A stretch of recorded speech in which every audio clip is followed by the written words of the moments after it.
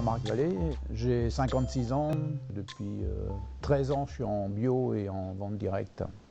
En bio, il y a deux formes d'aides. Il y a les aides à la conversion, c'est-à-dire ceux qui décident de franchir le pas et qui se convertissent en bio. Et ensuite, on peut prétendre aux aides au maintien quand on continue le bio. Le lien avec l'Europe, il est direct puisqu'on touche des aides de l'Europe pour vivre. Moi, le côté positif de l'Europe, c'est qu'il y avait l'objectif d'une politique agricole commune. Je donnerai quelques chiffres. Par exemple, dans le tout début des années 80, c'était 70% du budget européen qui était consacré à la politique agricole.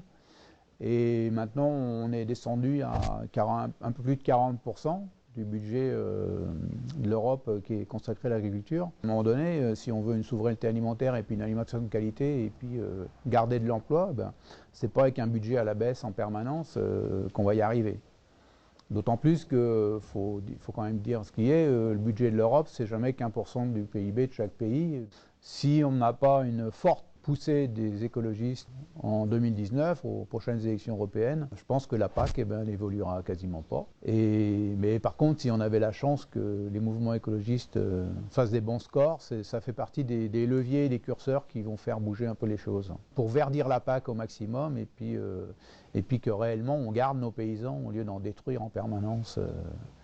C'est aussi la prise de conscience des consommateurs qui fera aussi que ça change les choses. C'est le levier, c'est la façon dont on consomme. On a au moins ce pouvoir-là, c'est d'orienter les choses par notre façon de vivre.